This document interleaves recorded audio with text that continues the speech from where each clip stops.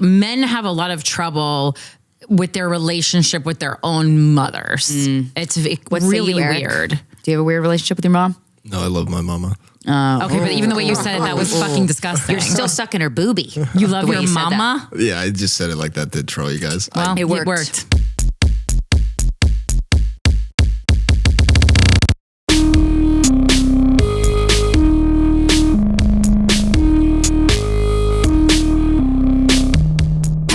Fuckers, how you doing? Where you been? Wear a condom. Welcome to another episode of Guys We Fucked. It's the Anti-Slut Shaming Podcast. I'm Corinne Fisher. I'm Krystyna Hutchinson. Welcome to the show. And please welcome Eric Fretty. Everybody.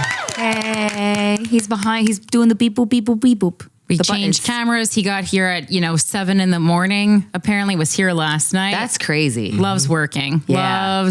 Obviously had an unstable childhood. Hell yeah. He's trying to make up for it. And we appreciate that. Yes. Thank you so much for showing up. Welcome. We've been really teasing for weeks that Eric is coming. And then it keeps being Mike. Yeah. So here he is. Yay. He's here. Hey, everybody. How you feeling, Eric? I feel fine. I got a sinus infection right now. Hell yeah. So I'm a little. This is perfect. There's always because Mike always had an ailment, so the listeners are going to feel so comfortable that you are, 10 years younger and still got ailments, continuously ailing, aches and pains. Yeah, my back is messed up. I got a sinus infection. I got a thing in my nose. I feel like that your back might be because of the work you do and being so tall. You're always hunched over. Yeah, it's that and the flights. I was gonna say, does riding in a plane really suck for you? Yeah, is the word. I hate it so much. Yeah.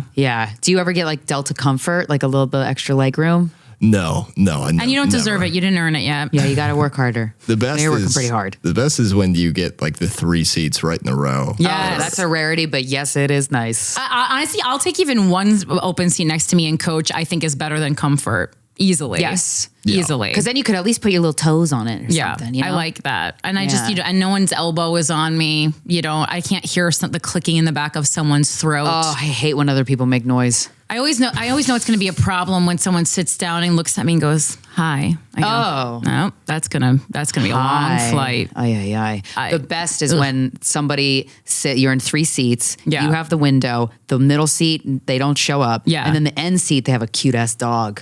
That's always fun. That happened to me once. I rarely get a dog in my row. Oh, it sucks. I had like a big dog, like a dog sitting on the floor by my feet. Yeah, I've had that before too. That would be cute. It's I never awesome. get that. They're such good boys. Sad. I did have that bus on the bus, the dog that someone threw up on and then sat on my lap. I remember that. And I didn't mind. That's how much I love dogs. There was human throw up on the dog and I still pet the dog. Wait, I thought it was dog vomit. No. No, it was human vomit. It was a negligent owner was like drunk on this bus. This is back in the day when Krystyna and I had to travel by bus at like mega bus everywhere. The owner threw up on the dog. The dog hated the owner. He ran to the seat behind, which was me and Krystyna, jumped in my lap. And I quickly realized he had human vomit on him, but I was like, he needs pets more than this vomit's going to bother me. I was like, I can wash off the vomit. These pets are going to last forever. Yeah, they're going to make an indent on that dog's soul. Oh, poor guy. Yeah. The poor dog, rather. Yeah, I felt bad. Well, I do feel bad. The guy was obviously in a bad place, but he didn't need to bring the dog to the bad place with him. No, he didn't. Yeah. Where were we? I have no fucking clue. God, I wouldn't have remembered that. I mean, probably going to like, it would have to be somewhere like DC, Baltimore, Philly, like on the way to one of those. Because those are the only places like I think that mega bus goes. Oh my God, us taking the bus. I feel like Baltimore maybe we were going to. I feel like we used to take the bus to Baltimore, like to Magoobies or something. Ooh, yeah, probably. That would make sense. Yeah. It's a little quick trip. Yeah. Guys, are you in Los Angeles on May 11th? Well, you're in luck because Corinne and I will be doing a live recording of Guys We Fucked at Netflix's A Joke Festival at the Regent Theater. Woo, that's big. Yeah, it's a big one. So buy your tickets. 550 seats. Don't make us look like chumps. Yeah. And Joel Ronson, I'm going to have to say it, son of John Ronson, is going to be performing music because, we feature independent artists on the show all the time. So we thought it would be cool if we really brought the podcast to life with that. He's very British and very excited. So British. He's so British. Oh my God. We were talking on the phone with him last night. I'm like, you are the most British. I feel like you should live in a forest. Yeah. He's British in person. And then we spoke to him on the phone for the first time yesterday. even more British. Way more British. It's exceptionally British. Yeah. So come see his British ass play some music, and then our American asses talk to a very special guest for an amazing episode of the show. Man, what a good guest we have. And yeah, they're phenomenal, and you're going to lose your shit. Bring a barf bag. Yeah. And then go barf in the toilet. And if you are in Springfield, Missouri, March 22nd and 23rd, I'm headlining the Blue Room, and I'm very excited. It's going to be a good time. Come see me Friday and Saturday, 2 shows both days. Ooh. All right. If you want to send us an email, it's sorryaboutlastnightshow@gmail.com. This subject line says, how do I avoid all these eggshells I'm walking on? Hi, Krystyna, Corinne, and Eric. That was sweet. Look how excited he got. Wait, Eric, have you got? I've been kind of tracking your followers. Have you gotten more followers? Yeah, I've gone up probably like 400. Okay. Nice. Well, let's make that better, everybody. Yeah. Come on. But that's still nice. That's still nice. Wait, before we start, can I plug dates? Oh boy, here we go. Oh, Jesus Never mind. Christ. I won't No, do that. you will allow No, it. just Go do ahead. Okay, I'm coming to Edmonton, 6th through 9th of June. I'm going to. I wouldn't have said it like that. What am I coming? I got 6th through 9th of June. What are you British? Are you writing a letter to your loved one across the seas? June 6th through 9th? This is American June 6th. podcast. June 6th through 9th. I'll be in Edmonton. Let me pull up the calendar. I got a bunch. You got the opportunity and you weren't even ready. Plug the All right, dates unless you have them I'll available, do it at Eric. the end. I'll do it at the end. Never mind. This is your hazing, Eric. I hope you're enjoying it. Yeah. All right. Hi, Krystyna, Corinne, and Eric. Loyal fucker. Here I saw you guys at your recent LA Valentine's Day show. See you on May 11th, baby. At the Comedy Store, and despite there being some truly unhinged audience participation at the 8 p.m. performance, I had a great time finally seeing you guys live. Should have been at the late show. I mean, that wasn't our fault. Thanks for everything you do and for making our Valentine's Day special. Now to my problem. I'm a 31-year-old female, and my 32-year-old male partner and I have been together for 5 years. We connected while dating because of our similar career aspirations and desire to achieve a sustainable work-life balance. Sounds hot. Our similar spectrum of political views and sense of adventure, a few common hobbies and interests we share together, etc. He was the most incredible support 1 year into our relationship when my best friend of 10 years took her life during COVID. Oof, that's rough. sorry. At which time I was simultaneously in graduate school pursuing 2 master's degrees after struggling with my mental health and anxiety working in the film industry during my 20s. Oof. I honestly don't know what I would have done without him during that time. He's very supportive of my new boss bitch career path in architecture, and I feel the same about his career ambitions too. We often bounce ideas off of one another, and our collaborative synergy is great. We moved in together 2 years ago, and despite the typical hurdles of establishing boundaries and carving out alone time, we make a great team. I'm incredibly extroverted, and he is super supportive of me going to spend time with my friends. A lot of info before the butt. I know. I have a lot of male friends, which doesn't seem to be an issue for him. Well, we figured if you're in architecture or film or any of those things, he is If you're very, working. Yeah, if you have a job, he is very introverted and needs space for his solo hobbies. I mean, that just sounds like one long masturbation. Hey, babe, I gotta do my solo hobby. Can you come on a little later? Which I respect and understand. We split all of the domestic responsibilities equally too, and I can absolutely see ourselves sharing a life and a family together in the future. But our senses of humor and communication styles are incredibly different. I'm a very witty and sarcastic person, and it takes a lot to offend me in general. Nice. Oh no, is this a guy who can't take jokes?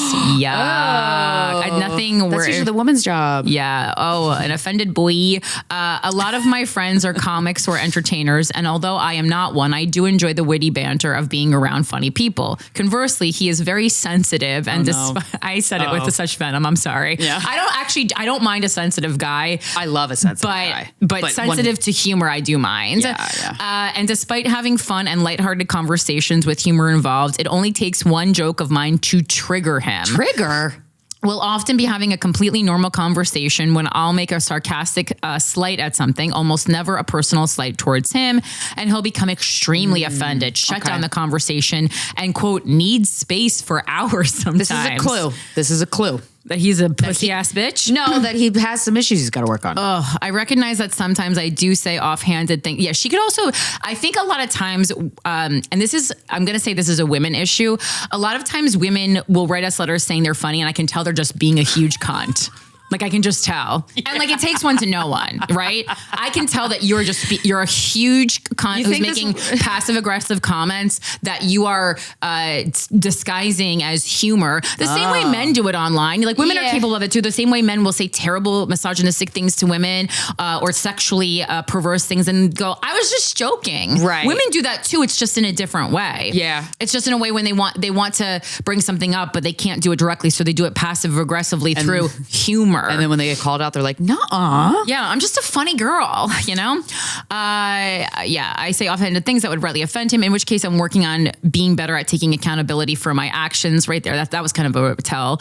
Swallowing the fact that I'm not always right and apologizing to him. But sometimes I truly don't think I've done anything worth apologizing for, especially when I'm cracking jokes about the world around us or a situation having nothing to do with him. It has nothing to do with him. That's another story. Sure. Yeah. This typically sends us into escalating fights that are extremely frustrating. For example, recently my boyfriend was venting to me about how he had lunch with a friend who was always 20 plus minutes late and how frustrating it can be to have your time wasted like that. He was speaking very diplomatically and I responded with, that's just like my friend so-and-so. They both live in their own little alternate realities. My boyfriend got so upset that I would make a comment like this about his friend. Okay, this is weird. I think he got upset maybe because you're making it about you. And seemed even more upset that I would say that about my own friend. Is that why he was Also, upset? that's not even barely a dig. Right. Why would... Also, people, as someone who's late a lot, people are obsessed that it's like some deep plan that late people have. And it's like, literally, it's like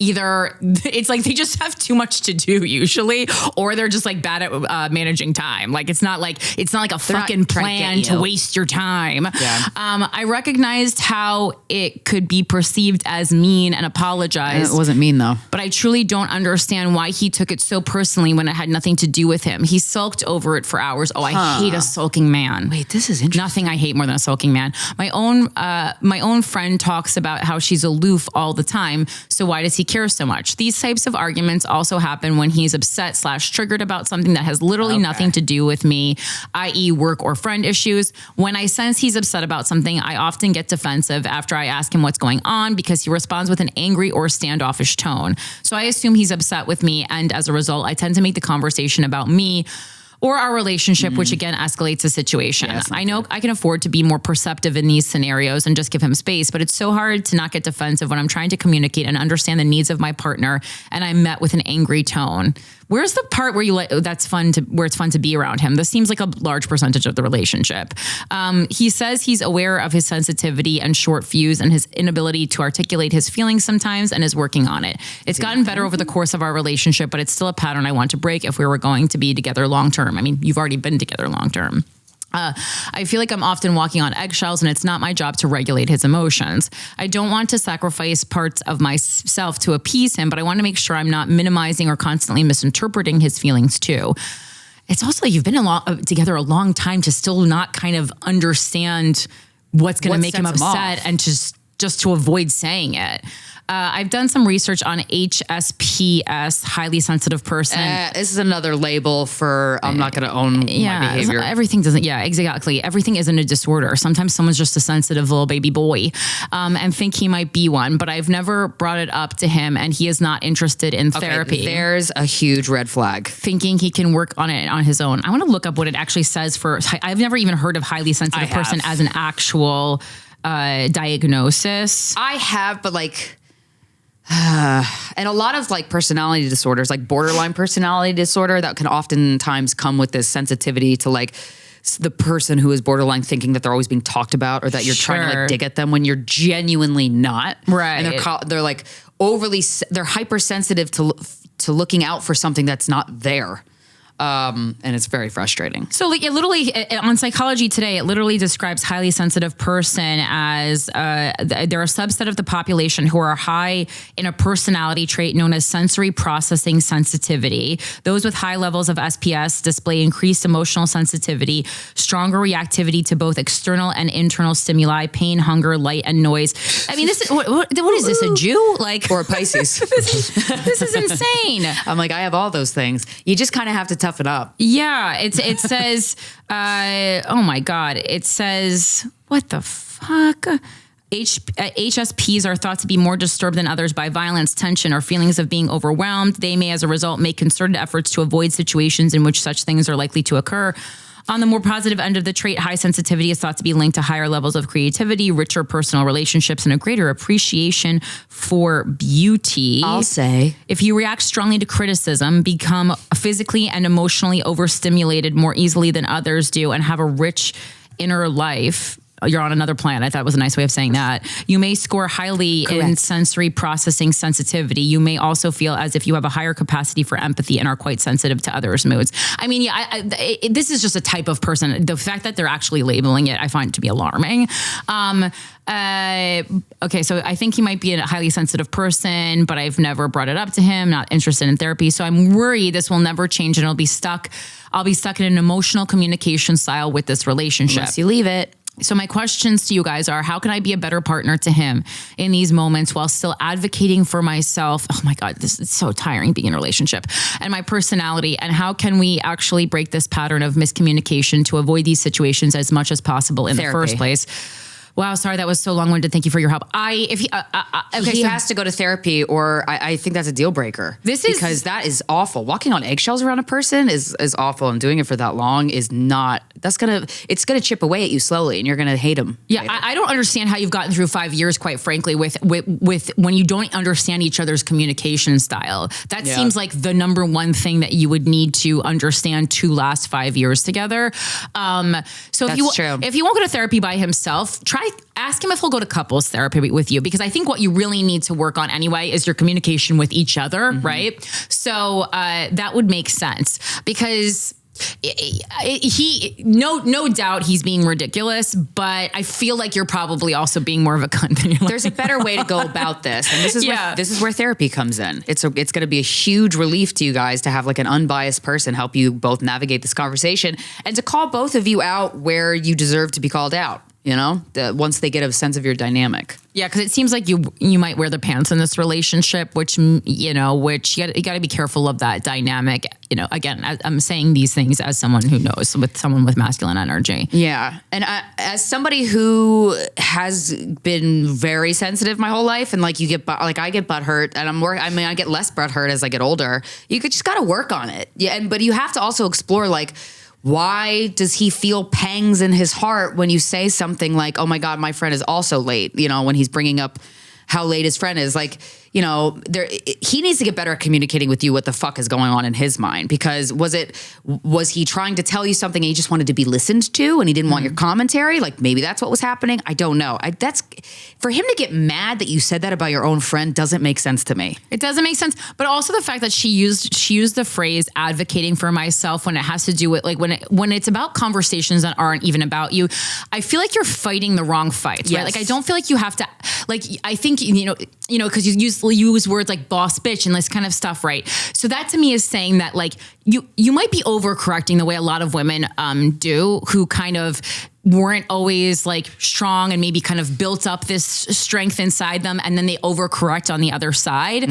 And so like, if you constantly feel like you need to advocate for yourself when you're just having like pretty casual conversations with your boyfriend, you might be overcorrecting. Like, you can also just kind of like know, like, these types of jokes are jokes I have to tell around my friends, not my boyfriend. Like, you don't need to keep telling the kind of jokes that upset him in this quest to advocate for yourself. Like, unless you feel like you're truly having to change who you are and your core sense of humor around him. Like, we all know the types of jokes that certain people like and certain people don't, and we can steer clear of those around certain friends or family members. Like, it's really not that difficult. And let us know how therapy goes, because you should go to it. Yeah. Next subject line. I'm so comfortable that I can't come. Hi, Corinne and Krystyna. Longtime listener of the show since 2018, including the Luminary stint. Well, we're still there, so thanks. Insert the obligatory love you guys, changed my life. Also, like Krystyna found out as an adult, I'm a donor-conceived Ashkenazi Jew. So I really enjoy hearing about Krystyna's story on that. Anyways, I'm 27 years old, and I'm currently in a nearly 2-year relationship with a guy I met on Hinge. Emotionally, things are going very well, and I think it's the healthiest relationship I've been in yet. Physically, things are pretty much really good. Except one issue. In the past year, I've had a really hard time orgasming. I've always been on antidepressants since 2017. And so I don't think it can be chalked up to only that, although I'm sure it's a factor. But also, when this started happening, things in my life were just going really well. So I don't think it can be related to emotional upset either. The thing is, when we spend the night together and I get in bed with him, I just want to snuggle up and cuddle and get nice and warm and cozy. To the extent I even think about sex, it's honestly just anxiety about him initiating, because then I have to take off my clothes, get chilly, and also get active. Okay, you don't want to fuck. Yeah, you're friends. You've turned into friends. Yeah, if this is what you're thinking about, that's why you're not coming, because it's your friend. When we have sex, I prefer laying on my side or him being on top of me, just laying down, being comfortable. I also don't prefer morning sex when I'm as dry as a bone or the Sahara Desert down there. I didn't used to be like this. A previous boyfriend called me a sex pot and couldn't keep up with me. I wonder if it has anything to do with aging. You're 27. That's not aging. Relax. Pump the brakes. Anyway, I've been reading a book Krystyna mentioned on the podcast previously, Mating in Captivity. It's a great book, which posits that comfort and sexual attraction are contrary forces, and that you need to get uncomfortable to regain sexual attraction in a long-term relationship. The thing is, while the book is helpful on the main point, I'm having trouble thinking of ways to actually implement this. My questions are the following. Number one, do you guys both agree with the book's basic premise that you have to get uncomfortable to regain waning sexual attraction in a long-term relationship? Number two, if so, what does getting uncomfortable look like to you? What advice do you have on getting uncomfortable and regaining that sexual attraction? I'm going to have trouble masturbating tonight because of this list of questions about orgasming. Like, when you're talking about sex, you shouldn't be using the word implementing. That's your number one issue. You're going about this like it's some kind of a fucking study. Yeah. Lick your finger and start rubbing your clit. Yeah, lady. do something. Like, what are we talking about here? I would say less talking and more doing, but the doing should be kind of minor. Like, just like, like when you're at a bar next time with him, like, if this feels natural to you, this is just an example I'm throwing out there. If it doesn't resonate, throw it the fuck in the trash. Take his hand and put it on your pussy or something like that. Like something like super random and flirty and hot in public. That's like just a blip.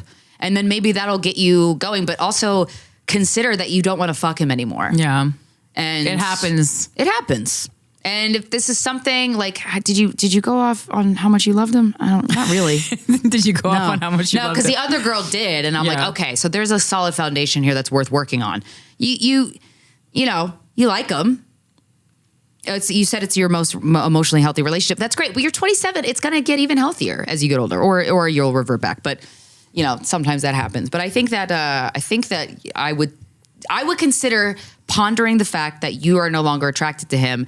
And why? What are those reasons? And you got to ask these questions to yourself, and then kind of gauge from there if you think this is something that can be revived. If this person is life-changing and you love him so much, there's ways to work around that. You can go to a sex club and not necessarily, you don't even have to take your clothes off. That could be very exciting. I think one thing that Esther Perel has said, she said it on her podcast once, and I was like, oh, God damn, is attraction plus obstacle equals excitement. So find a way to put some type of obstacle in there.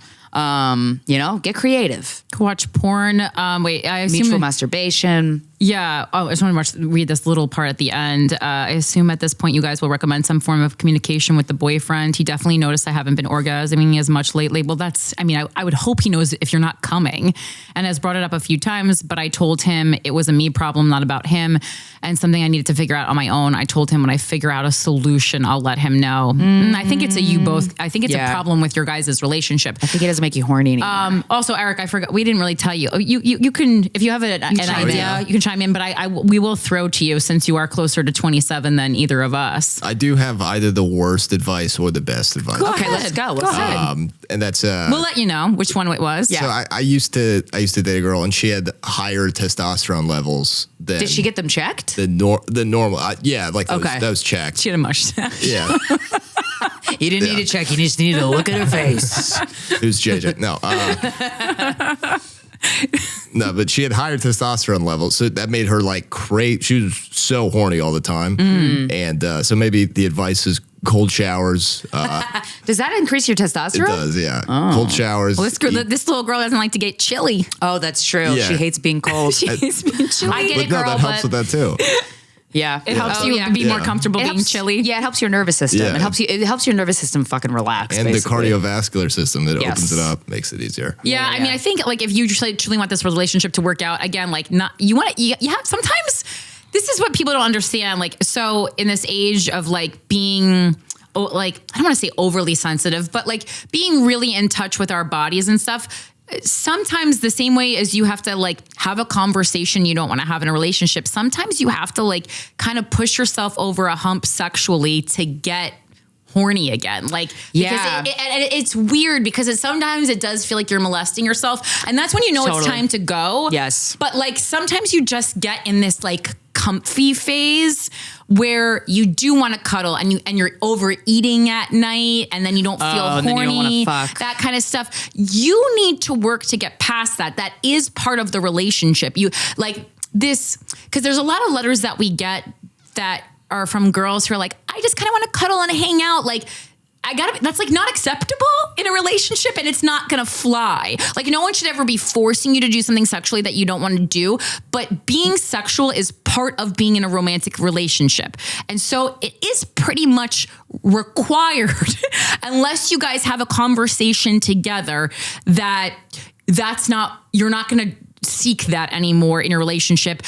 In general, you're both going to go asexual, which I've heard of before, or you can seek sexuality elsewhere. Yeah. So unless that is discussed, please assume, again, unless it's communicated otherwise, that it's pretty much required to stay sexually active to be in a relationship to keep that bond with your going. partner. Yeah. And it's just part of it. I've said this on the show so many times, but I was in a 7-year relationship that I enjoyed the whole time. And one of the main reasons was because our sex life was fantastic the whole time. There's ebbs and flows and stuff, but I don't think we ever got into a rut. And if we did, it was because I was like, get off me. But it didn't last for very long. I was this woman DM'd me because she heard our bonus episode. No, a separate woman on an issue kind of similar to this. Because she was commenting, I talked about the last Luminary bonus episode about an issue that I'm having in my relationship with regards to like uneven sex drives. And this woman was like, I really appreciate you talking about that. I feel the same way. Her and her boyfriend had gone to a sex therapist. They or her husband maybe, they ended up opening up the relationship because it turned out her male partner was like, I'm just not really that sexually active. Like I don't want to fuck many people, but you can fuck whoever you want. And it worked for both of them. But one of their therapists said, our therapist said to us, either someone eats when they're full or someone feels hungry all the time. Ooh. Ooh. Ooh, that resonated with me. And it's like, what's it going to be? Eating while full, meaning just fuck each other. Just do it. It's not the worst thing, unless again, you feel like you're molesting yourself, unless you feel like you're raping yourself with your partner's body. No one deserves to be a part of that. Not you and not your partner, because that is not a fun thing to be on the receiving end of. So, but we all know sometimes when you get it in, you're like, oh yeah, right. Sex. I love it. And then you don't stop. You get on a little wave of fucking. Right. Because for me, it does concern me, though, that even when you guys are ending up fucking, that you're not coming. Yeah. Because even kind of when you eat when you're full, as Krystyna said, you should still be coming. And the coming is it's like 99% of the time mental, I would say. So there's a disconnect somewhere and you got to fix that. Oh, there's pictures. Maybe she's bored. Yeah. Yeah, I mean, to me, it just feels friendly, and he looks like a guy that you would easily go into friend mode with. Yeah, that smile. He's too inviting. He's gentle. Yeah. He has a gentle energy. Yeah. I had a friend of mine who was had a similar thing with the girl he was seeing, and they went to Amsterdam and went to a sex club. They didn't switch it up with each other, but they That's just still risky and fun. Yeah, they just fucked in a sex club, and now it's been good. Really? So yeah, just buy a ticket to Amsterdam. Go to the red light district. Raise your testosterone. Yeah, take a cold shower in your hotel room and then get on over to that sex club, baby girl. Yeah, I mean, I think sometimes, especially in your late 20s, like when you go into friend mode with someone, there's this fear. Like, I don't want to lose this person because I've never experienced a friendship, especially with someone of the opposite sex if you're heterosexual, on this kind of an intimate level. But you need to learn to decipher the difference between someone who is a close, intimate friend, because we think there's friend and relationship, when in reality there's this gray area in between. And I have this with a lot of my gay friends where we are more intimate then me and my gal pals, there's like a sexual like vibe there, but I don't want to be their girlfriend. And that is a space that you have to learn how to recognize. And that space is not enough to sustain a relationship. And lots of people will get hurt in that space. Word.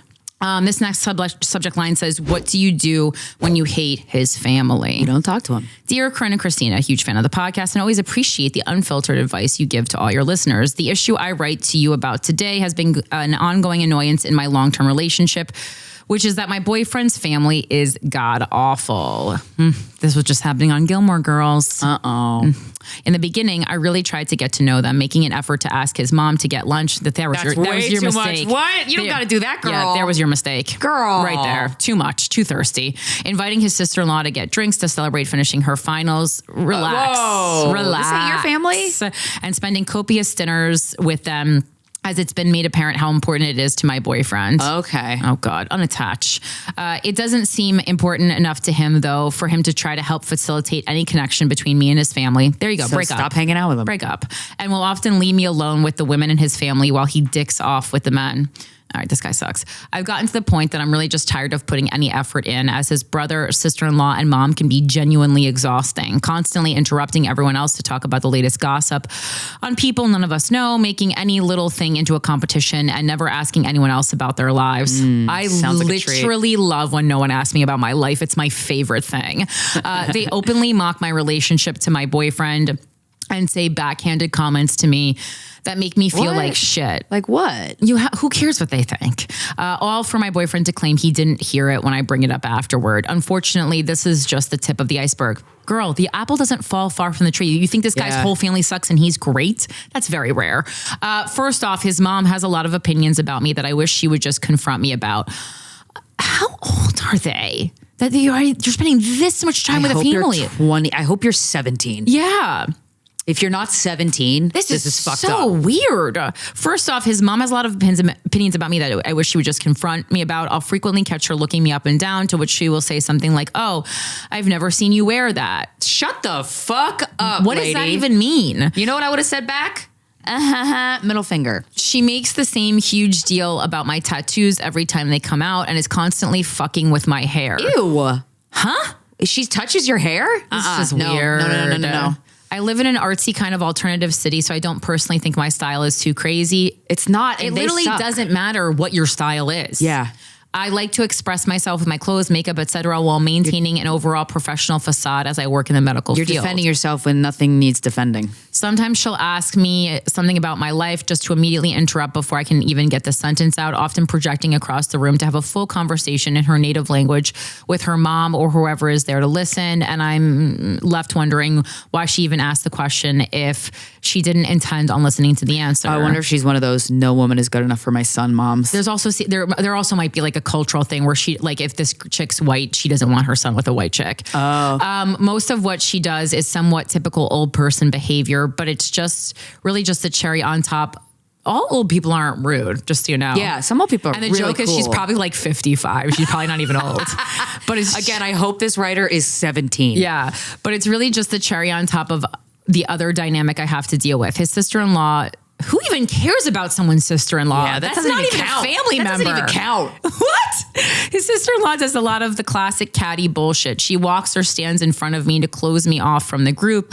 I would laugh so hard if that happened to me. I'd be like, what the fuck? And makes passing comments about my race. Okay, she Ew. to her husband when she knows I'm the only one in earshot. I'm confused who is, everyone's different races, but like who is what race? Which one? Yeah. She interacts with me briefly only to try to shove alcohol down my throat before returning to her long-winded transphobic story about a client at her Botox clinic while consistently misgendering them. I'm openly queer on my social media, so I can tell she's deliberately trying to pick fights with me, but I grew up with all brothers and always respond the same way by being as neutral as possible in my response or pretending I don't hear her. That's a good tactic, honestly. This tactic has worked for me in the past with catty women and generally works with her as the night progresses, but I always have to restart with each get together and wait for her to tire herself out and leave me alone. Never hang out with this family again. It sounds like you hang out with this family a lot. Yeah. Why are you there all the time? Weird. She's always, I mean, but the bottom line here he is doing no work to facilitate the relationship between you two, so that he doesn't love you enough. And also, and how dare you fucking tell me it's really important for me to bond with your family, and then you're not there to manage it in any way. And there's no way he doesn't know his family sucks. There's no way he doesn't know that. Well, he might not, but I think that also could be because he sucks. Right. Yeah. She's always asking me what my boyfriend bought me for my birthday, Christmas, etc., only to chime in immediately by showing me a screenshot of the new Gucci purse she got, just because, making sure to let me know how expensive it was. Ooh, cool. What is this, Saltburn? I know. His brother, though, is probably the most obnoxious of them all. He's a public defender in our city and loves to tell detailed stories about his cases, most of which involve not if you don't say like who it is. Okay. Most of which involve him having to defend a client who brutally murdered an animal or is facing rape charges. He tells these stories while maniacally laughing that some bitch broke up with him, so he broke into her apartment while she was at work and killed her dog. Ha ha ha. Too bad he didn't realize her Ring camera was going to catch the whole thing. Okay. He's constantly belittling my boyfriend, calling me the man of the house and him the bitch in the relationship, and making This family sucks. wild claims about how I'm controlling just because I'm not a cheerleader housewife type like his spouse. If he knew anything at all about our relationship, I could be open to his criticism, but I can't make a comment about anything without him coming at me ready to start an argument. One time in particular, I can't believe you're still in the relationship. I wouldn't have even gotten through paragraph 1 and still been in the relationship. Defended you. That's crazy. One time in particular, he worked himself into a screaming match with himself after he tried to incorrectly mansplain something to me related to the field I work in, to which I finally responded, "Wouldn't I know though?" It's easy to tell that all he wants is for women not to talk or have opinions. So I've resorted to just distracting myself with random thoughts and staring into space while he's droning on, waiting patiently for it to be time to go home. Don't put yourself through this. All of this being said, what really drives me crazy is that my boyfriend just sits there as I'm fighting for my life with these people. Yeah, that's fucked. Yeah. That's fucked up. He is so deep in his delusions about his family that he still accepts me to show up for hangouts again and again when it's super clear that it wouldn't make a difference if I was there or not. I've even made the joke that he could get a cardboard cutout of me to bring to dinner instead, and my cardboard self would get the same level of interaction as the real me does. It's just really just a waste of my time at this point. Yes, correct. He always insists that his mom didn't mean that comment like that, and that you just haven't spent enough time with them, but it hasn't gotten better. He's always like, yeah, it was weird that my brother yelled at you like that instead of sticking up for me in the moment. It's getting to the point. Yeah, it's not getting to the point. It's past the point. Yep. It's getting to the point that I'm not even sure if staying in this relationship is worth this treatment. It's not. Yeah. I mean, You already determined you needed to break up with him before he told you. Yeah, like I don't even like know how hot this guy would need to be for this to be real. His cock would have to be so huge, and he'd have to be trying to put it in me all the time. Yeah. For me to a little bit tolerate this. But since my boyfriend's mom just started implementing a monthly dinner, this literally is Gilmore Girls with us, I felt the need to reach out for some straightforward advice on this situation. Yeah. Leave. Yeah. Yeah. Is there anything else I can do other than completely shutting down in these environments? Is it break up with okay? him. Yeah, this is ridiculous, dude. Is it okay for me to decide not to hang out with his family anymore if my boyfriend refuses to do anything to help? You should refuse to hang. I don't understand why you want to be with this guy. Yeah, you want a man who defends your honor. He ain't doing that. This is ridiculous. He's too much. He's still stuck in his mom's teat. Yeah, he'll get through it eventually in his life. I hope. Hopefully, I don't know that he will. Oh no, she's 28 and he's 30. Oh wait, no, my boyfriend is 25. Okay, he's 25. Okay, you should definitely still break up with him, but he'll learn on his own, and it'll be a crushing, and he'll do whatever he wants with it. But that's his own journey. Yeah. Is there any way to help him not be a pussy? Dump him. I've spoken about this many times with my boyfriend, to which he always apologizes profusely for his family, but nothing changes about how he responds when we're in the moment. I'm curious about each of your experiences with your partner's family. I don't hang out with my partner's families. You guys are just like, you guys are living this life that you've seen in movies and on TV that you don't need to live.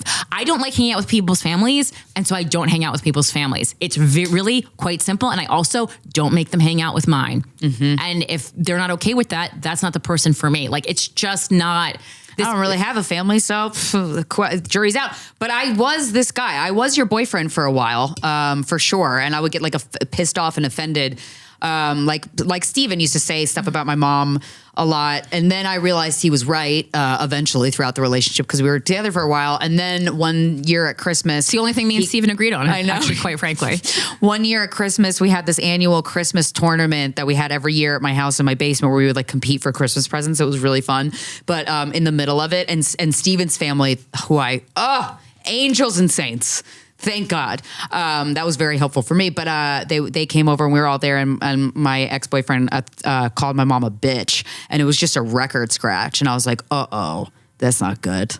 But I was like, oh, he's kind of right. Uh-oh, what do I do? And then they had a fight in front of me, and honestly, it was pretty cool. But he did defend my honor, and it honestly made me be with him for another year and a half. Right, but that's interesting I was so turned because on that's by defending your honor, though. So that's easier for him to call your mom a bitch than to call his own mom a bitch, right? I guess. Yeah, it definitely is. I mean, now I can. Yeah. So I think that's like men have a lot of trouble with their relationship with their own mothers. It's really weird. Do you have a weird relationship with your mom? No, I love my mama. Okay, but even the way you said it, that was fucking disgusting. You're still sucking her boobie. You love the way your you said mama? Yeah, I just said it like that to troll you guys. Yeah. Well, It it worked. worked. No, I have a good relationship. We talk like once a week. Okay, that's healthy. That seems healthy. That's all I know about you guys, but. So she says, I'm curious about each of your experiences with your partner's families and if you've ever been in situations like this where you felt completely alone and trying to navigate someone else's family and how long it took you to give up. If it matters for context, I'm a 28-year-old female. My boyfriend is 25. His brother is 31. His sister-in-law is 30 and his mom is in her 60s. Your boyfriend's too immature. Like, I think 28 and 25, you're really going to see the age gap there. You got to wait until, this is just not working. Yeah. This isn't working. Give up. Go out. Yeah. I'm sorry. Give up. We'll move on. Like, This is a little baby. Give up on him and stick with yourself. Yeah. Or what might make you feel better is go to that family dinner and just troll and get into the argument, because that might make you feel better. It might be fun. It might make you feel better. It might be especially fun, if you have but nothing to lose. How have you not lost your lady boner for your boyfriend's inability to stick up for you or to like fucking tell his brother to shut the fuck up? Like that to me, no. That is not, that's such a pussy behavior. He doesn't have to call his own mother a bitch, but he just has to like chime in and go, hey, why are you treating her like that? It's so simple. Yeah. And it shows so much respect towards you. If he expects you to hang out with his family and he's not doing that, yeah, break up. He's like still part of his. It's not worth it. He's still part of his original family, and he's not ready to build a family with someone new. Like that's the difference. That's the difference between a boy and a man. Like a boy chooses his mother first. A man has to choose his wife first. Mm-hmm. There's no way around it. I would never ever go with someone who is choosing his mom over me. And I know that a lot. I know that's like a big argument that a lot of people have. And some people are comfortable with choosing their mom first. I would even take like being on the same level as mom. Like I would take that, but not being a second choice, because then there's no point in me marrying you. Yeah. There's no point. It's fine. Sounds terrible. Yeah. Being a man is creating your own family and then prioritizing that. Being an adult. Yeah. Okay. Next subject line. My partner is overweight and it's affecting our sex life. Hi, Corinne and Krystyna. I'm a huge fan. I need a good, honest roasting. I'm a 28-year-old female. My partner is a 30-year-old male. I've been with my partner for almost 3 years, and when I met him, he had a bit of a beer belly. And over the course of our relationship, he has gotten bigger. To give you an idea, he's 5'10", weighing around 200 to 250 pounds. That's way too much. I was like, I don't know how much guys weigh. I don't even know. My dad was 6'6" and didn't even weigh 200 pounds. I mean, he was thin, but not like skinny, not right. Like super, like he was like, at times like $190 at 6'6". Eric, can we ask how much you weigh? I'm 6'3", 185. There you go. Oh, okay. There you go. Got it. Yeah, it's boy weight. I can't. It's hard. Before we even got together, he mentioned that he wanted to lose weight, so I entered into the relationship expecting him to fulfill this promise to himself because I didn't have any reason not to. I thought he was great, cute, and I figured I could be a little patient and wait for him to get in shape. Not only has that not happened, which is disappointing, but worse, my libido has checked out of the building as a result. Also too, like when someone just isn't working on themselves, like they don't have to be fucking stick thin and they don't have to be jacked. But like when they're not healthy, it is such a turnoff. Ugh. You could be physically attractive and not take care of yourself. And I think that's so disgusting. I very recently took a job and we have agreed to do long distance and have been for about 3 months so far. You're slowly breaking up with him. Yep. Yes. Up until then, we were having sex maybe once a month. What? When we were living together, I just stopped wanting to have sex. But now that we are apart, my libido is perking back up again. Yeah, because you're not around him. Yeah. And I'm masturbating a lot. Yeah, because he's not there. Yeah. Again, he is mentioning that he wants to work out. There is no. That's a mouth there is no workout. try. There is no try. There is no try. There's only do. Okay, Yeah. you either do it or you shut the fuck up about it. We live in 2024. If you want to work out, you literally Just sit moment up. go Do to sit-ups. youtube.com and pull up any of the thousands of workout videos that are for free or on TikTok or on Instagram. I follow all these booty chicks on Instagram that give you booty workouts where you need no equipment. You barely even need a mat and they fucking burn your ass. There are so And they're many. fun. Yeah, or go for a fucking walk around the block. It doesn't even have to be Something. a run. Up until then, we were just having sex maybe once a month. When we were living together, stopped wanting to have sex. Now I'm masturbating again. He is mentioning that he wants to work out, and he has started to a little, but I don't want to wind up in the same position as before, especially now that I'm starting to rethink how important sex is to me. My libido has returned, and I want to be sexually attracted to my partner. The only thing worse than a boyfriend not working out is a boyfriend who works out a little. Honestly, Corinne's completely correct in that. In my head, he has a 2-pound weight that you use like during Soul Cycle. That's on the back of your bike. What's the and he's point? going like this. I worked out a little today. Ew. I mean, look, brick by brick, baby, but come on. Ew. Come on. And also, what is his diet like? Because if he's eating shit food, he's not going to have the motivation to work out. So he needs to start there, and then he'll actually have some more energy to like lift a 5-pounder, you know? Yeah, I think he's depressed. Also, if might you started dating him and he had a beer belly that was actually from beer, not just like you're not just using that like colloquially. Like, yeah, he might be a depressed alcoholic. Like good chance of that. There's a lot more. There's a lot more depressed alcoholics than I think we're calling everyone narcissists and we're calling out things. I think we're not really looking at the core issue that a lot of men are overweight alcoholics that are depressed. Okay. And it makes them not want to fuck, makes them not want to work out, makes them not want to be there for you. Yeah. And you don't have to be there for that. Yeah. Okay. We've been together for 3 years and he's the best partner I've ever had. Well, maybe you've never had a good partner before. All right. I'm so tired of this. This is the best. This is their healthiest. Well, and then you tell us this laundry list of things that are the problem. In the best relationship I ever had, there just wasn't this many issues. Yeah. Well, the only issue that she's saying, I guess, well, there's two. He's fat and he doesn't want. She doesn't want to fuck him. That's a big problem. Yeah, she doesn't want to fuck him, and he's saying he's going to work out and he never does. That to me, I can't trust you for a future. I don't know if you want kids or not, or like if it's a maybe or whatever. You know what? That person's not going to be a good dad. But also people tell you who they are, right? So you met him. He already had the beer belly. What did you think? He was going to all of a sudden get chiseled? Like when you meet someone, you should factor in your head if they got 30% worse looking, would I still be attracted to them? That's what you need to walk into it with. Because most people get less attractive in a relationship. It is extremely rare that they get better looking. And if they do, they're probably preparing to cheat on you. 100%. That's what that's for. That's why we get swole and get abs. But yeah, I've been at the last relationship I was in was with somebody who was like always wanted to work out and never did. And I'm like, I swear to fucking God, if you tell me you want to work out one more time, I'm going to punch you in the face. I saw him go to yoga like once or twice. Yeah. But I'm like, you don't drink. Do something. But then my partner now, like one of the many things I love about him is like, I don't have to tell him shit. Like he knows, he's like, I'm eating way too many cookies at late at night. And then he'll like fucking go hard balls to the walls, working every day, go for like, I'm like, and I am not involved in his wanting to make himself better in any way. And it's such a breath of fresh air. So I will say as somebody who's enjoying that in a partner right now, it could be you too. Yeah. Yeah. It is nice when someone looks in the mirror and goes, wow, I look like shit. Maybe I should fix this. So he's the best. Yeah. It's nice. It's so nice when I've you done don't it have many to encourage times. them. Yeah, I looked in the mirror and go, well, yeah, you ain't looking good. Let's do something about this. We got to turn right round back into the gym. Yep. We've been together for 3 years. Best partner I've ever had. I'm not ready to walk away yet. So I really need some guidance on how He's to not ready to walk yet. Yeah. Am I right? He's not ready to run. He's not ready to lift. He ain't ready to even go on a bicycle. Walk being the operative word. Yeah, I was going to say you can trick him into working out by like going for a bike ride, but I'm like, no, this shouldn't be on you. I've never mentioned how his weight. Okay. I've never mentioned how his weight and lack of action doing anything about it is affecting our sex life because I don't want to hurt his feelings. Oh God. He is genuinely a good man and I don't want to hurt him. What you allow is what will continue.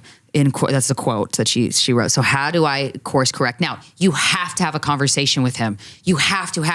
How else would he know that this is what you're thinking? He deserves to know what you're thinking, and you deserve to have your partner know what you're thinking. He's not going to guess it. Odds are he doesn't feel great about himself. Maybe Kurt's right. Maybe he is depressed, but you have to broach this conversation. Depressed or not, you can still go about it in a respectful way and say, look, we've been together for 3 years and I have to be honest with you. My attraction to you is waning because I hear all this talk about you wanting to like get in shape and take care of yourself, but you don't get in shape and take care of yourself. And that is such a pussy dryer. I gotta be honest. And one thing that I know would fix it is if you actually follow through with all the promises of taking care of yourself. Because if you don't follow through with that, and you keep making empty promises, this relationship is going nowhere and I'm gonna have to break up with you. But I love you so much that I would love to have a discussion to see if there's something that, we can do. Yeah. See, you can talk about someone's weight from the perspective of health. Because don't just call him a fat. Yeah, you can. You don't have to be like, I'm not unattracted to you, that kind of thing. You can be like, the reason you can be like, my attraction for you is like waning because of like your lack of motivation for helping yourself. Like it doesn't have to be my attraction for you is waning because you are fat. You see, those are two very different sentences. And like the way Krystyna just worded it was like, you're still getting at the point across without actually saying like your aesthetic appalls me, which is what you feel in your heart. There are ways to express things in a less hurtful manner while still getting your point across, because it's also like there's so much walking on eggshells that we do as women because we're so afraid of hurting everyone else. Well, people literally murder us. So maybe we should get over it. Mm-hmm. Maybe you can hurt someone's feelings, because they're going to shoot you up in your yoga class. My husband's best friend started dating his dead best friend's widow. That happens a lot. That happens a lot. Yeah. Hi, Corinne and Krystyna, long time. They're dead. Who the fuck it matters? They're probably, honestly, and their spirit's probably happy for their boo getting some dick. Doesn't matter, yeah. Whatever. Hi, Corinne and Krystyna, long time fucker and luminary subscriber. I love to hear your thoughts about this situation my husband and I are currently in. I hope this all makes sense. Yeah, that's every letter we get. And your husband is not in it either. I injected myself into a situation that I'm actually not in. Maybe help me. Yeah, this email is probably about like, yourself. That you're bored in your relationship. My husband, John, in quotes, had been friends with this guy, Ben, in quotes, for almost 10 years. They considered each other to be best friends and also coworkers. Ben has clinical depression. Welcome to the club, Ben. I mean, I'm not in it, but a lot of men are. Yeah. He's extreme. That was the other men in the other emails. Is extremely pessimistic and can be charming, fun, and hilarious on a good day. Oh, fun. John has a lot of hobbies that bring him joy and is an optimistic person. He sees the good in people and really gives everyone the benefit of the doubt. John's a sucker. The last few years of John's friendship with Ben were pretty rough for John because Ben always has a cloud of negativity over him. He has low self-esteem and self-worth. Nothing makes him happy. Not his dog, not the house he bought or his 6-figure salary. I can understand the house and the salary. The dog. Yeah. How does it dog? Because you have to look within for happiness. You can't source it outside yourself, but that dog should bring something out of it. Yeah. If a dog it doesn't make you happy, it might be the end. Yeah. You need to go on a pill. Yeah. That's actually when I became really concerned about my mental health after my dad died, when like sometimes even my dog wasn't like doing it for me. I was like, this is a problem. Yeah. He complains about everything and is a total energy vampire. Hot. And that bad energy was starting to affect John, and he slowly began to distance himself. Ben eventually moved away last year to Seattle. John noticed his day-to-day life improve. The best way I could describe their 10-year friendship in a nutshell is John is Ben's hype man and cheerleader. He was always so accommodating to Ben's emotional needs, and Ben could never reciprocate. Mm-hmm. All right. That's what you saw. Yeah. And also it's just like, I like how we're making out like John is this little perfect angel boy and Ben's like, Eeyore. But also it's like, it was John who chose to stay in the relationship that long. He could have left at literally any time. Yeah. John lived in a different country, Finland, for his entire high school years, which is where he met his best friend, Hank. All right. Even after John moved away for college across the world to California, from Hank, they maintained their friendship and visited each other when they could. Hank married, and when his wife, Bethany, was 8 months pregnant with their baby, they got the devastating news that he had a brain tumor, glioblastoma. Before he was scheduled for surgery, Hank asked John and I if we could be the godparents to his baby. We accepted. The next 3 years were a fucking roller coaster of emotions for all of us. Hank went on to get 90% of his tumor removed and everything was looking great. When Hank finished his first round of chemo and radiation, John and I booked a trip to go see him and meet our god baby for the first time in person. Ben invited himself, tagged along on the trip. Sidebar, we are both people pleasers and didn't have the heart to tell Ben during his depression that we didn't want him to come. We learned a hard lesson of boundaries that year. Yo, Ben, boo, you're too sad. You're going to ruin the mood. Please don't come. Yeah. Or just, you could have just been like, this is like, we're using this also as like a romantic vacation for each other because we're married. Right. We're together, whatever. This is the first time that he and Bethany met. Ben was annoying this entire trip, and I vented to Bethany about my regret for not speaking up and telling him myself that I didn't want him to come. But Bethany also had a moment where she vented to me about Ben because of the awful things he was saying about single moms on Tinder. Oh, what? This is where she let me know that although 90% of Hank's tumor was removed, the doctor said that it will come back. And when it does, there was no getting rid of it. Oh, no. Happy New Year. Bethany and Ben. Oh, my God. They're hooking up. Oh, for sure. Shit. They estimated that he had 10 more years to live. I mean, that's a long time. Yeah. So, I mean, that's enough time for the love to fizzle out. True. 10 years. I mean, I'm going to fuck you by the end of that. Yeah, I go, what's going to take you first, the tumor or my annoyance with you? So it was weighing on her that she would eventually be a single mom. I mean, in 10 Jesus years. Christ, you're putting the cart before the horse. But obviously he died sooner. Yeah. Shit, that's terrible. Fast forward, the tumor came back a year later, and in November of 2023, Hank passed. I mean, that was a really bad estimate by the medical community. Yeah. Passed away after being in hospice care for 3 months. They were really off in that estimation. Christ. That was really off. Yeah. John and I attended his funeral. After the service, we hung out with Bethany at a bar for a long, long time. Yeah. Girl, get that drink in you. Damn. Towards the end of the night, Bethany casually brings up Ben. Or no. And says that he's been an unexpectedly good, supportive friend to her while Hank had been in hospice. Uh-oh. Yeah, I mean, sometimes it's where, sad people kind of thrive. Once we were alone, John told me that he felt sick when he heard Ben was being an emotional support to her because in John's words, Ben has had a pattern of finding vulnerable women and swooping them off their feet. Oh, now Ben can be happy when he finds a sad lady who needs some dick. Yeah, I mean, this is like a common pattern. Yeah. It's been his pattern ever since I've known him, and it always plays out the same way. They're either in or fresh out of a relationship, and he texts them every day, becomes their emotional support, and sleeps with them, starts a relationship. Yeah. John also let me know that he had not heard from Ben in a month. It's unlike Ben to ghost John because he is one of 2 friends that this guy has. Anyway, I thought he was dead. Yeah. Anyway, Hank's dead. Right. Anyway, John took Hank's death extremely hard. Aww. Ben knew how much Hank meant to John. Oh, that's got to be weird for John. And when John needed Ben's support most, oh no, he could finally show up and be a good friend. Ben was in Bethany's pussy. Yeah, Ben wasn't there. He was too busy, for lack of a better words, grooming Hank's wife. Grooming? Yeah. I wouldn't say grooming in this situation. Yeah, I mean, it's just taking advantage of a vulnerable woman. It's not grooming. Bethany might be in the mood for some dick now, So let her have it. Listen, like, I've never fucked anyone more repulsive than when I was grieving my dad. So it's just absolute disgusting human beings. It just happens. And you know what? After like the smoke cleared of the grief, I was like, you know what? Good on you. Good on you. To the guy getting in there? Yeah, for the couple of disgusting people that I fucked, like, you know what? Good on you for taking advantage of a situation, because you haven't taken advantage of, how you look, or your personality, or your body or your abilities. Mm-hmm. Correct. Oh, that's fun. Or your act, for that matter. That's several of them. Really bad at comedy. To try to make a longer story short, Ben booked a trip to Lapland and invited Bethany. Bethany texted me to let me know that she was going on this trip as Ben's plan B because he had initially invited 2 of John's other Finnish friends and they declined. No one wants to hang out with Ben. Ben's got to really clean it up. It's on Ben. By the way, wait.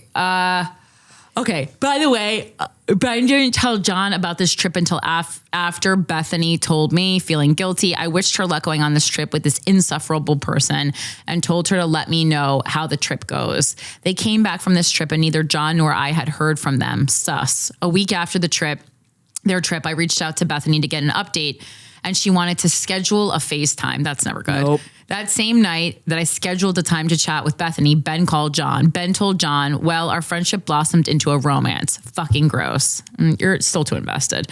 John told Ben that he had crossed an ethical line because he began talking to her while Hank was in hospice. John's just in pain. Yeah, I mean, seems like making a plan. Yeah, Ben's strategic. He seems more like carpe diem, Yeah. He also told them that he Mi casa e su casa, but with your wife, right? Yeah. He also told him that he was repeating his pattern of finding vulnerable women. He's not going to listen to that. It's also kind of just like, he can let him do that because Bethany, maybe Ben needs to learn to knock that shit off, and maybe Bethany needs to learn to not take that shit. Yeah. Everybody's on their own lesson. Yeah. And he told him he was repeating his pattern of finding vulnerable women. Sorry, I keep yawning. And he was hoping he wasn't doing that to Bethany out of respect for Hank and his very recent death. These letters are so long. The timing is slimy, and also there are so many other single women in the world. Maybe don't hook up with the dead best friend's wife. Of course, Ben is going to hook up with the dead best friend's wife. That's his MO. Yeah. And he's not going to stop until something happens, but that's not on you or your boo John to do. But you know what you can do? Stop talking to him. The only thing weirder than like one person really invested in another person's relationship is when a couple gets really invested. And that's creepy. I've had couples really invested in like my it's very fucking weird. I don't like that. It's very weird. Ugh. He was giving him the benefit of the doubt, but everything that his gut was telling him might be happened. Ben later sent John an email trying to redeem himself, and John responded by ending their friendship. Good. Well, it seemed like that should have happened a long time ago. When I talked to Bethany the next day, I found out that this Lapland trip that was to happen in January was booked in October. Hank died in November. Well, again, it's their life. This is their strategy. None of this surprises me. Yeah, Bethany told me that she genuinely thinks that Ben hooking up with her was not his intention, but that she really likes him now. We had a long talk where I did share with her my concerns about Ben that I thought she should be aware of, because it's not just her life that this man is going to affect, it's the babies as well. Wow, you are overstepping your boundaries wildly. He hates kids. And she will find out that. It's her kid. It's the reason why his last relationship of 4 years ended. I ended that conversation telling her that I will not be talking about Ben to her anymore since I don't have anything nice to say. Good. What is wrong with you? She just wanted to make sure that John and I will still be her friend and be there for the baby as her godparents. Yeah, I think you should do that. And I let her know that we were not upset with her and we wanted to maintain our friendship with her. I also told her that if in her heart she feels that this is the right thing for her, then she needs to ride the wave, because at the end of the day, she's a grown woman. Good. And she knows what's best for her. Yes. If someone called me and told me that I needed to live my life the way I needed to live it because I'm a grown woman, I would knock them out. The baby had her third birthday a week after this conversation. John and I sent a card. Wow, you're amazing. Almost 2 weeks go by and I haven't heard from her. She's not going to... Okay. You don't have to call someone when they send your baby a birthday card. Oh my God. You guys are really fucking annoying. I think you need hobbies. Yeah. I think that's the theme of all this. Yeah. Almost, I think, dump them and get a hobby. Yeah. Almost 2 weeks go by and I haven't heard from her. So I texted her to ask how the baby's birthday went, asked how they were doing, and asked if the card made it. That is obnoxious. That's some shit my mom would do. That's obnoxious. Did you get my thing? Oh, that's obnoxious. You know what? No, I didn't. You don't need to call to respond to a card. A card is a one way.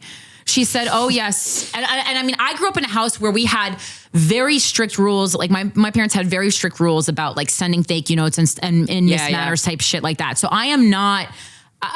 you are taking this to another level.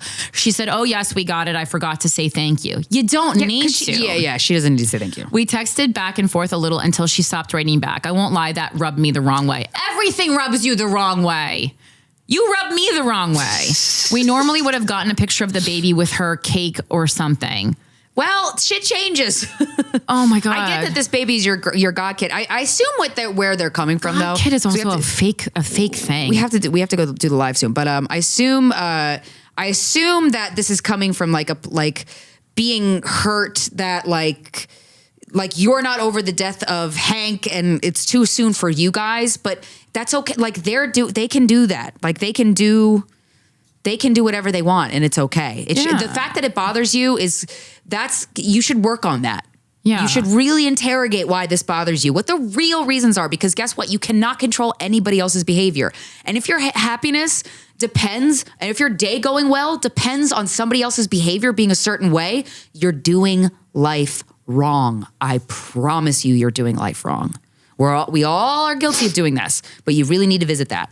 This is, Oh, wait. There's pictures. Yeah, I can't. I can do this in 2 minutes. I can't help but feel hurt since she seems to be icing us out because of this guy. No, she's icing you out because you're annoying. Yeah. When she expressed so much concern about losing us after Hank passed away, I am also still helping John through his grief and seeing him hurt about Ben tainting our relationship with Hank's little family that left. And also, death brings out really the worst in people. Breaks my heart, makes me angry. John and I want to be there for the baby and honor Hank, but it's already hard with the distance. We can only do so much from afar, and now it's even harder because it seems to me that Bethany is picking this person that she barely knows over us. She's stigmatized, I guess. As of now, I have taken a step back on checking in on Bethany since our last text exchange. I left the ball in her court. What do you guys say? Are we overreacting? Yes. Overreacting. If you really care about Bethany, you'll be there for the baby and you'll stop fucking talking about the boyfriend. Also, end of the story. You and John, just go fuck each other. You guys are so hot. Wow, they're really cute. That's Ben and that's Hank. Oh, Hank. R.I.P. Hank. Yeah. And that's Bethany. Let her grieve in the way she wants. And if she could have a reprieve from her grief by fucking this new guy, it's not going to go well. Everybody knows that. That's okay. Let her do it. Yeah, let her do whatever she wants. Let her do it. This is post husband death. That's your Rumspringa. Yeah, you can do whatever you want. Yeah. Honestly, yeah. And be there for her. And don't bring up Ben. Just shut the fuck up about Ben. Let her enjoy it. Yeah, you guys are you guys are meddling. Honestly, I would go so far as to say you should allow her to talk about. But maybe she's excited about Ben, and it's just something to distract her for a minute. From the grief. She just had a baby with a man who passed away. That's gonna be so heavy. Yeah, John, I get his grief. You don't really seem to have that close of a relationship with Hank. So I mean, all right, but it's like you want to be good friends, but on your exact terms. Yeah. And that's not what being a good friend is. So reconsider that. Sorry, I know you wrote this email thinking that we were going to not like the other people, but we ended up not liking you. Yeah, but it happens. That's what you get when you write us. We're going to be honest. We're going to be honest. Eric, do you want to promote your dates now? Sure. I was going to say also, it sounds like they'd be good friends with the family that other the critical family. Yeah, exactly. Yeah, all y'all nosy. All the nosy people should hang out. Yeah, you have to let people make mistakes in life. We need a nosy person daycare where you just go there, meet other fellow adults who are also nosy and gossipy, and y'all can just get it out on each other and leave us people out of it. Yeah, and you can do things like if you don't want to hang out with them together, be like, oh, I'm going to take the baby to fucking Legoland or something for the day, and you and John take the baby and do that. And let Bethany get fucked by Ben. Exactly. Let her get that date. There you go. That's how you be good godparents. Yeah. And Eric, we can see you live. Ready? Are you guys ready? Yep. Yeah. Okay. Edmonton, June 6th through 9. Vancouver, August 1 through 4. Phoenix, September 5 through 8. Minnesota, July 19 through 21. Just the whole state's a big one. Yeah, I don't know. We're in Minnesota. Plano, Texas, 8 through 11. And where can we get these tickets? You can get them on houseofcomedy.com. All of them? They're all House of Comedy. Yeah. Oh. Ooh, he's on the brand. All right. There you go. Eric Fretty, everybody. Go see him live. Thank you so much for joining us on this episode of Guys We Fucked, the Anti-Slut Shaming Podcast. Don't be a meddling friend. We'll talk to you next Friday.